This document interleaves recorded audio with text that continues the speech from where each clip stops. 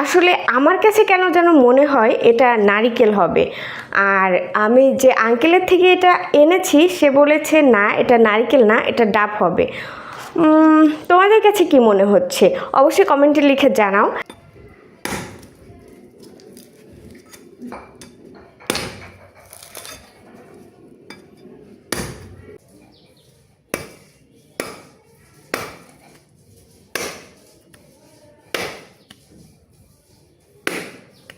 আসসালামু আলাইকুম, this is মিউ ম্যাশান, welcome back to my new video. So guys, আজকের ভিডিওটা কিন্তু খুবই ইন্টারেস্টিং হতে যাচ্ছে। আর আজকের ভিডিওটা কি নিয়ে এখনই দেখাচ্ছি।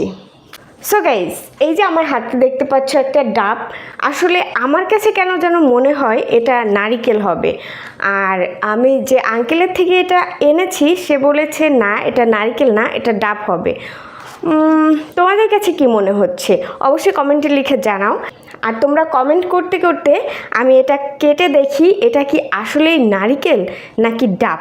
তো চলো গাইস, এটা কাটা যাক। আর এই ডাবটা আমার থেকে 120 টাকা নিয়েছে।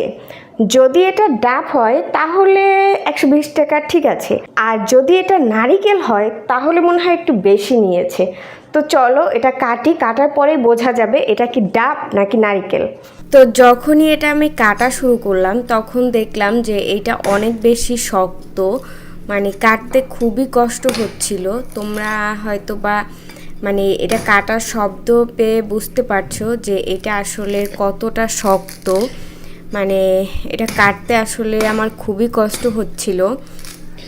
তো ফার্স্ট টাইম ভাবছিলাম যে এইভাবে হচ্ছে এই সাইড থেকে কেটে তারপরে হচ্ছে পানিটা বের করে নিব। তো পরে ভাবলাম যেহেতু এটা কাটতে অনেক কষ্ট হচ্ছে আর যেহেতু এটা অনেক বেশি শক্ত, তো এর থেকে ভালো হয় যে পুরো নারিকেলটা আমি ছিলে ফেলবো, তারপরে হচ্ছে আমি এটা থেকে পানি বের করব। তো তোমরা হয়তো বা দেখতেই পাচ্ছ আমি ডাবটা কাটতে গিয়ে কিন্তু আমার হাত থেকে দাটা কয়েকবারই হচ্ছে মানে পিছলে যাচ্ছিল। তো এখানে আমার একটা ভুল হয়েছে, সেটা হচ্ছে আমি যদি নিচে একটা কাপড় দিয়ে নিতাম তাহলে হচ্ছে বেশি ভালো হতো, মানে আমার নারকেলটা কাটতে বেশি সহজ হতো।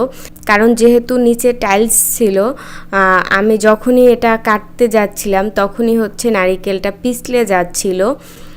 তো এই কারণে আমার আরও বেশি কষ্ট হচ্ছিল। তো আমি কিন্তু প্রায় কম বেশি নারকেল কাটি, আমার মাঝে মধ্যেই হচ্ছে নারকেল কাটা হয়, কিন্তু কখনো নারকেল কাটতে গিয়ে এত বেশি কষ্ট হয় না বা এত বেশি সময় লাগে না। কিন্তু আজকে কেন জানি বুঝতে পারছি না, আজকে নারকেলটা কাটতে আমার অনেক বেশি কষ্ট হচ্ছিল, প্লাস অনেক বেশি সময়ও লাগছিল। তো হয়তো বা একটা রিজন যে আমি নারকেলের নিচে একটা কাপড় দিয়ে নেইনি, এই কারণে হতে পারে। আরেকটা কারণ হতে পারে আমি যে দাটা দিয়ে হচ্ছে নারকেলটা কাটছিলাম সেটা খুব বেশি একটা ধারালো ছিল না, তো এই কারণেও হয়তো বা আমার কাটতে একটু কষ্ট হচ্ছিল। তো নারিকেলটার এই সামনের সাইডটা আমি কেটে ফেলেছি। এখন হচ্ছে নারিকেলটাকে পুরোপুরি ছিলে নিতে হবে, আর এইটা আরও বেশি কষ্টের। যদি নারিকেলটা শুকনো হতো তাহলে এই ছোলাগুলো উঠাতে তেমন একটা কষ্ট হতো না, কারণ শুকনো নারিকেলের ছোলাগুলো কাটতে খুবই সহজ, আর খুব সহজেই হচ্ছে টান দিলে ছোলাটা হচ্ছে পুরোপুরি উঠে আসে। আর এই নারিকেলটা যেহেতু কাঁচা, তো এইটার ছোলাগুলো উঠাতে আমার অনেক বেশি কষ্ট হচ্ছিল। এই যে দেখো, টানার পরেও কিন্তু ছোলাগুলো উঠতেছিল না, আর কাটতেও অনেক বেশি সময় লাগতেছিল। এই যে একটা একটা করে কেটে তারপর আবার টেনে ছিঁড়তে অনেক বেশি কষ্ট হচ্ছিল। তো যাই হোক, কিছু করার নেই। এখন যেহেতু এক সাইডের হচ্ছে ছোলাটা উঠিয়ে ফেলেছি, তো এটা কষ্ট হলেও পুরোপুরি হচ্ছে মানে সবগুলো ছোলা কেটে তারপরে হচ্ছে এইভাবে উঠিয়ে নিতে হবে। তো আমি হচ্ছে পুরো নারিকেলটা এভাবে কেটে নিয়েছি। এখন হচ্ছে হাত দিয়ে টেনে টেনে নারিকেলের ছোলাগুলো তুলে ফেলবো। আমার সামনে ছিল ক্যামেরা, তো আমি যখনই হচ্ছে নারিকেলের ছোলাগুলো হচ্ছে টান দিচ্ছিলাম তখনই হচ্ছে ক্যামেরাটা নড়তেছিল। তো যাই হোক, নারিকেলের সবগুলো ছোলা ছুটানো শেষ। আর দেখো আমার হাতের অবস্থা, আমার দুই হাতই কিন্তু একদম লাল হয়ে আছে।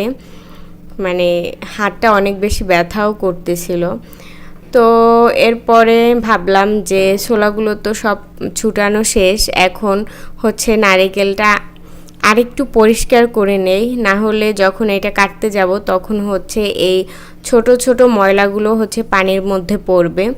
তো এরপর হচ্ছে আমি নারিকেলটাকে বটি দিয়ে তারপর হচ্ছে সুন্দরভাবে পরিষ্কার করে নিয়েছি, যাতে ময়লাগুলো হচ্ছে পানির মধ্যে না পড়ে। তো এই যে দেখো, পরিষ্কার করার পরে এই অবস্থা হয়েছে।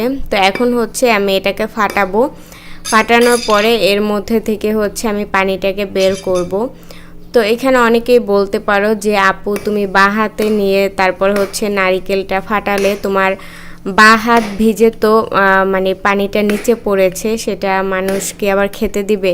তো তাদের জন্য বলে রাখি, এই পানিটা আমিই খাবো। তো আমার হাত ভিজে হচ্ছে পানিটা পড়েছে, কোনো সমস্যা নেই, পানিটা যেহেতু আমিই খাবো, সো এখানে মানে অতটাও প্যারা নেওয়ার কিছু নেই। তো যাই হোক, কষ্ট মষ্ট করে হচ্ছে আমি নারিকেলটা ফাটালাম। আর এইখানে আমার খুব ভয় লাগতেছিল, কারণ মানে কখন আবার নারিকেলটা হচ্ছে মানে পিছলে গিয়ে আমার হাতের উপরে এসে দাঁটা পড়ে, হাত কেটে যায় কিনা, এটা নিয়ে আমি একটু বেশি টেনশনে ছিলাম।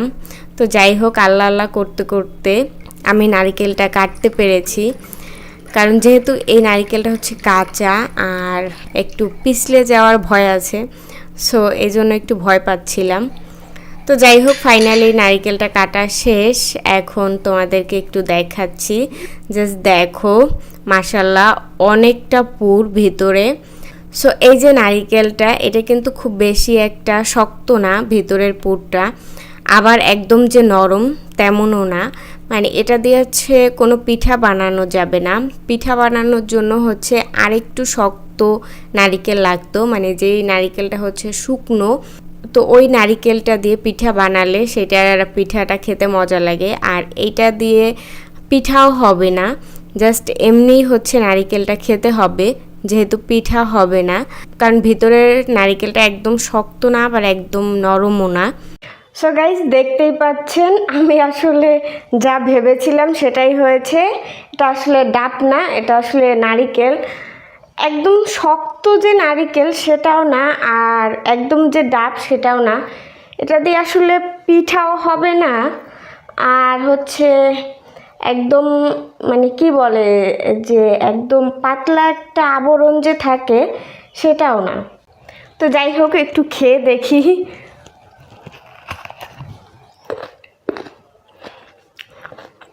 মানে একদম বেশি শক্ত না, আবার একদম নরমও না, মোটামুটি খাওয়া যায়। আসলে এখন এই নারকেলটা এমনিতে খেতে হবে, এটা দিয়ে আসলে পিঠাও বানানো যাবে না। আসলে আমার 120 টাকায় লস। আমি ভেবেছিলাম ডাব, বাট ডাব না, নারকেল। সো গাইস, আজকের ভিডিওটা এই পর্যন্তই। সবাই ভালো থাকবেন, সুস্থ থাকবেন, দেখা হবে নতুন কোনো ভিডিওতে। আল্লাহ হাফেজ।